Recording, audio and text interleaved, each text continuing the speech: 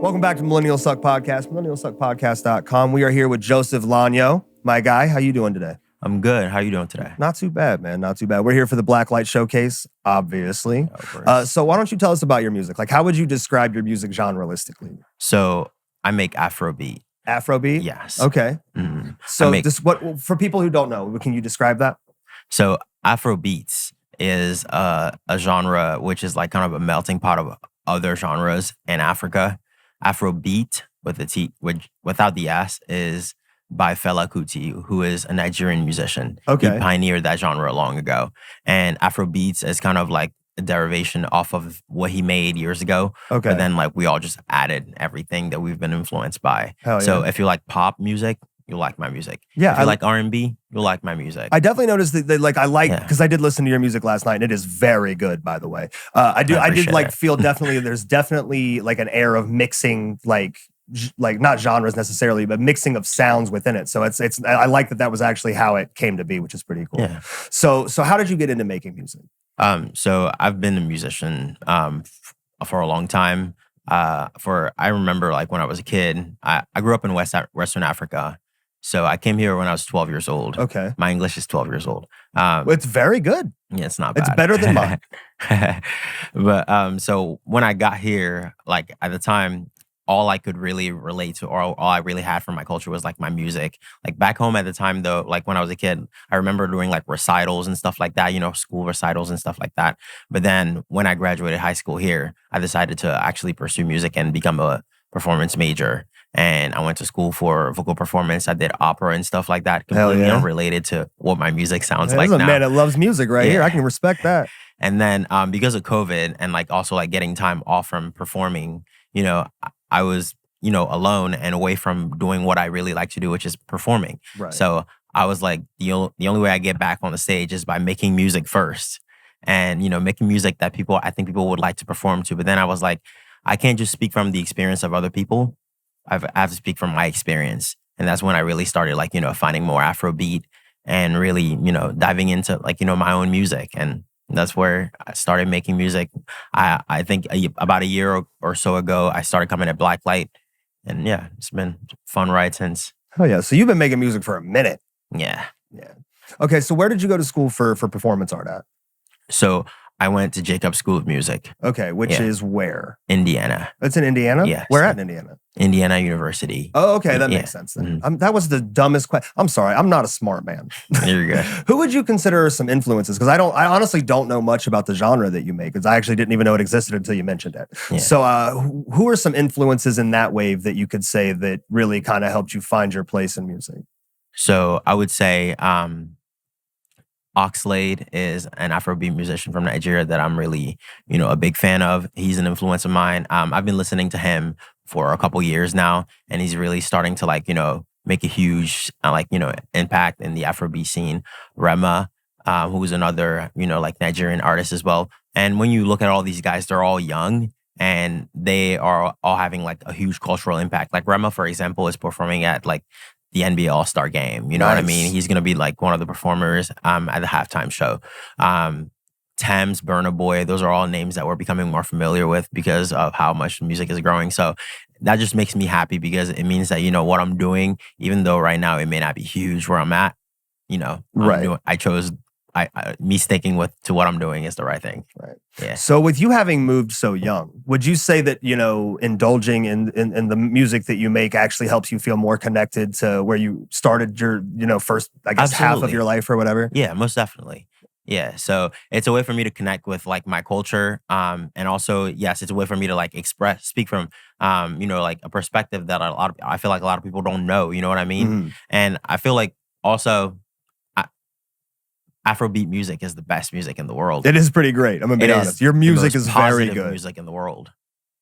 And well, when you say positive, in what aspect? You mean like just like it's all about like unity and such, or not so much? So, I mean, yes, we have. I mean, my next project coming out is Afrobeat influence, but it's alternative. It's not really Afrobeat. Right. I mean, Afrobeat artists when look at that, I mean, like that's Afrobeat. You know what I mean? Right. But it's influence, and it's also bittersweet. A little more so on the side of what you would call sad because I went through a breakup and stuff like that Okay. this past year. But despite that, it still maintains like a lot of vibrance and just like a lot of just positivity within the music, within the lyrics, within just like the idea behind it. Yes, there is a lot of unity within the Afrobeat community as well. I've actually gotten to like meet a couple other Afrobeat artists and work with them as well. One of them is on the EP that's coming out next Friday, and then I'm also planning on taking a trip home like this summer. That way I can actually, get to go there and work with people who, are doing what I'm doing. Yeah. And you can kind of experience it more in its own element as well. Absolutely, and that can only make you a stronger, if we had a time, if rappers had a time machine, it can go back to the 70s when hip hop was being born. That's what I'm saying. It would be beneficial. You know what I mean? You feel me? Like if you play basketball, my reference that I always give my family is if you play basketball, right? And you're the best basketball player in, let's say, Russia, you know where they're going to send you?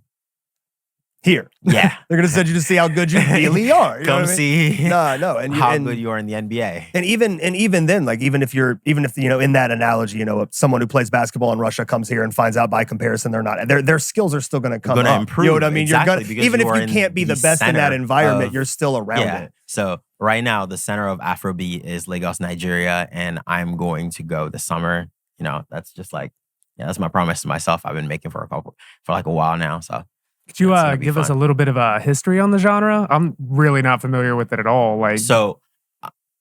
Afrobeat is a combination of a bunch of like different genres for the most part. A lot influenced by like pop music as well. Yeah. And then also like African instruments that are very like cultural to the African sound. So it took me a while for me to like, me and my producer, like if you hear my early stuff versus now, like, I actually use more traditional instruments and stuff because it was like, okay, you can't expect a guy who's making music in like Germany, making packs and stuff like that to have like, these instruments that he's never come across before in his packs. So you literally have to like buy packs, from like Nigerians, from like these people who are using these instruments, these local instruments and stuff like that. So, and also a lot of it for me was like memory of like, music that I grew up listening to or music that, like makes me literally come to life. Right. It's like just finding that sound that really connects you in your own feelings so that it feels authentic. It's almost like in my bones kind of thing. It's like you start playing it and it's like, it turns on.